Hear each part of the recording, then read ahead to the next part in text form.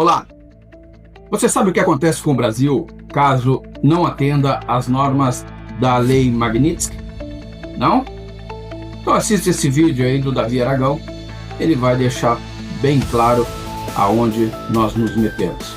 Presta atenção. Agora, imagine se o governo Lula, pressionado pela blindagem do STF, decida ir além das palavras. Imagine que obrigue os bancos brasileiros a descumprirem as sanções, que instrua o Banco Central a não colaborar com os bloqueios de ativos. Imagine que o Brasil oficialmente declare: não reconhecemos a Lei Magnitsky dentro do território nacional. Bancos brasileiros não cumprirão essas determinações. Isso não é ficção, é exatamente o que alguns países já tentaram fazer. E eu vou te mostrar exatamente o que aconteceu com eles. Quando o país desafia as sanções primárias da Lei Magnitsky, os americanos ativam algo que é chamado de Protocolo de Destruição Total. É uma segunda linha de ataque criada especificamente para quebrar países rebeldes. É como se fosse uma guerra em duas frentes. Primeiro, eles atacam a pessoa sancionada. Depois, atacam quem protege essa pessoa. E o Brasil inteiro pode acabar virando alvo disso. Vou explicar cada uma das armas dessa máquina de guerra financeira. A primeira arma são as sanções setoriais contra o sistema bancário brasileiro. É como se os americanos cortassem todas as artérias que ligam o Brasil ao sistema financeiro mundial. O mecanismo funciona assim: eles criam uma lista negra secundária. Se bancos brasileiros conscientemente descumprirem sanções do Magnitsky, entram automaticamente nessa lista. E aqui está o truque perverso: não precisam sancionar todos os bancos, basta sancionar 2 ou 3 bancos. Imaginem o Banco do Brasil sendo incluído na SDN List. Resultado, o banco não pode fazer mais correspondent banking com qualquer banco americano, não pode processar pagamentos em dólares, não pode participar de financiamentos de comércio exterior. Mas a coisa fica ainda pior. Por causa da regra de contaminação, qualquer banco brasileiro que fizer negócios com o Banco do Brasil sancionado também fica sob suspeita. É como uma doença que se espalha pelo sistema inteiro. 48 horas, todos os grandes bancos brasileiros estariam isolados. Itaú, Bradesco, Santander, todos cortados do sistema financeiro global. É a morte clínica do sistema bancário nacional. Protocolo de escalada automática. Aqui está o que torna essa arma tão terrível. Ela tem escala automática. Os americanos criaram um protocolo que funciona como uma máquina de guerra sem piloto. No dia 1, o primeiro banco é sancionado. No dia 3, bancos correspondentes americanos cortam relação. No dia 7, sistemas de pagamentos internacionais bloqueiam transações. No dia 15, bancos europeus cortam relações por medo de contaminação. No dia 30, o sistema bancário brasileiro está completamente isolado. É uma máquina que funciona sozinha, não precisam de nova decisão política. Tudo acontece automaticamente. E aí entra um efeito dominó tecnológico, o apagão digital. A segunda onda de ataques vem pelas empresas de tecnologia. E aqui está onde a coisa fica verdadeiramente aterrorizante. Amazon Web Services hospeda 60% da infraestrutura digital dos bancos brasileiros. Microsoft fornece sistemas operacionais para quase todos eles. Oracle roda base de dados. Cisco conecta as redes. VMware virtualiza todos os servidores. Quando um país é marcado como não compliance com sanções, essas empresas entram em pânico total. Não porque odeiam o Brasil, porque tem terror de perder acesso ao mercado americano. A Amazon fatura 500 bilhões de dólares por ano, sendo que 70% disso vem dos Estados Unidos. Ela não vai arriscar esse negócio para proteger alguns bancos brasileiros. É uma matemática simples. Vou descrever exatamente como seria o apagão tecnológico. Na semana 1, o serviço de hospedagem da Amazon anuncia revisão de compliance, que é um eufemismo para vamos ter que cortar vocês. Bancos brasileiros têm 30 dias para migrar de servidores. Na semana 2, a Microsoft cancela as licenças de Windows Server. A Oracle bloqueia atualizações de segurança e a Cisco para com suporte técnico. Na semana 3, a Google bloqueia as APIs de pagamento. A Apple remove os aplicativos bancários dos sistemas da App Store. Samsung Pay para de funcionar. Na semana 4, toda a infraestrutura tecnológica dos bancos brasileiros está em colapso. Até o Pix pode parar de funcionar com isso. Cartões de crédito, então, nem se fala. Quase todos de bandeira americana. A Internet Bank completamente sai do ar. É como se alguém desligasse a eletricidade de todo o sistema financeiro nacional simultaneamente. A segunda arma poderosa é o sequestro das reservas internacionais brasileiras. E aqui vem uma informação que vai chocar vocês. O Brasil tem 370 bilhões de dólares em reserva. Sabem onde 280 bilhões estão guardados? Em bancos americanos, europeus e treasuries do governo americano. É como guardar suas economias justamente na casa do inimigo. Os americanos não chamam isso de confisco. Eles usam termos técnicos: investigação de compliance, revisão de origem de fundos, auditoria de antilavagem, mas o resultado é o mesmo: o dinheiro fica totalmente congelado. O processo funciona mais ou menos assim. O Treasury Department, o Departamento do Tesouro, abre uma investigação administrativa sobre as reservas brasileiras. Alegam suspeita de que o dinheiro pode ser usado para facilitar violações das sanções aplicadas pela Lei Magnitsky. Durante a investigação, que pode durar anos, as reservas ficam totalmente bloqueadas. O Brasil não consegue acessá-las, não consegue vender os títulos do Tesouro americano que possui, não consegue movimentar qualquer tipo de depósito. É como se o Brasil acordasse um dia e descobrisse que 75% da as suas reservas internacionais viraram papel de parede. Do dia para a noite, o país fica sem capacidade de defender a sua moeda. A terceira arma, a desconexão do sistema SWIFT, é a arma nuclear do sistema financeiro internacional. SWIFT não é americano, ele é belga, na verdade, mas está totalmente dominado pelos americanos. Ele tem poder de veto sobre qualquer tipo de decisão, e quando os americanos pressionam, os europeus sempre cedem. O processo tem 3 fases. Primeiro, fazem a ameaça. SWIFT está revisando a participação de bancos brasileiros devido a violações de compliance de sanções. É um tiro de advertência. Bancos internacionais ficam apavorados, começam voluntariamente a reduzir transações com o Brasil. É como se o Brasil começasse a ficar com lepra financeira. Segundo, começam o isolamento seletivo. Bancos brasileiros ainda podem usar o SWIFT, mas com muitas restrições. Transações começam a demorar muito mais do que o tempo normal, e os custos ficam ainda maiores para as transações vindas do Brasil. É como se transformassem todas as autoestradas em estradas de terra e completamente esburacadas. Você ainda consegue chegar no seu destino, mas vai demorar 3, 4 vezes mais tempo, além de custar muito mais caro. E o terceiro, se o Brasil continuar resistindo à desconexão total, bancos brasileiros são simplesmente expulsos do sistema SWIFT. Resultado, o Brasil vira uma ilha financeira sem poder negociar com qualquer lugar do mundo. Não consegue receber pagamentos de exportações, não consegue pagar importações realizadas, o comércio internacional brasileiro para completamente, entrando em total colapso. A quarta arma, transformar commodities brasileiras em produtos tóxicos. É uma arma de destruição massiva econômica. O Brasil exporta 280 bilhões de dólares por ano, 65% são commodities, soja, milho, café, minério de ferro, petróleo. Imaginem se esses produtos virassem radioativos comercialmente, ou seja, ninguém poderia comprar do Brasil sem sofrer algum tipo de sanção dos Estados Unidos. Os americanos criam o que chamam de lista de contaminação comercial. Qualquer empresa que compra commodities brasileiras, enquanto o Brasil proteger sancionados pela lei Magnitsky, pode ser também sancionada. É uma estratégia de terror psicológico. Eles não precisam sancionar todas as empresas. Basta sancionar 2 ou 3 grandes, como exemplo, que todas as demais irão seguir. Imagine que sancionem as americanas Cargill e Hunter Daniels Midland por comprarem soja brasileiro, que são grandes compradores. No dia seguinte, todas as outras trade companies param de comprar com medo de também serem sancionadas. É como se criassem uma epidemia de medo no mercado de commodities. O Brasil vira pária comercial do dia para a noite. A quinta arma, uma que pouca gente conhece, mas é devastadora: pressão sobre as seguradoras internacionais. Todo comércio internacional depende de seguros. Navio carregando soja precisa de um seguro marítimo. Avião carregando café vai precisar de seguro de carga também. Até a refinaria de petróleo precisa de seguro de responsabilidade civil. E 95% das seguradoras internacionais são americanas ou europeias. A Lloyd's de Londres, a AIG, a Zurich, Allianz. Quando americanos pressionam, elas param de segurar cargas brasileiras. Resultado? Navios param de sair dos portos brasileiros. Aviões param de carregar produtos brasileiros. É como se o Brasil fosse declarado não segurável.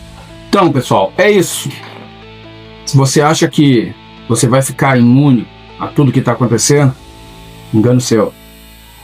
Essas medidas vão nos pegar de cheio e vão jogar o país numa miséria sem tamanho, sem proporções determinadas. Então, precisamos estar atentos. Tudo que vier a acontecer, caso eles tomem a decisão errada.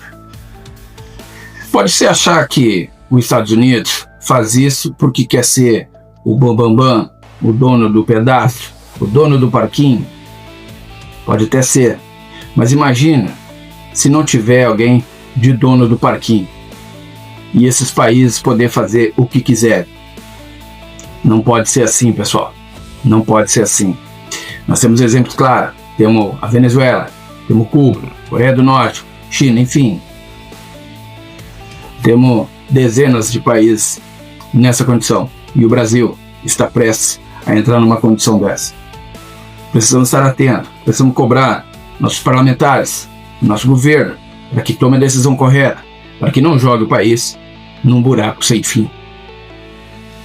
Valeu, esse é o canal de notícias que traga notícias em tempo real. Forte abraço.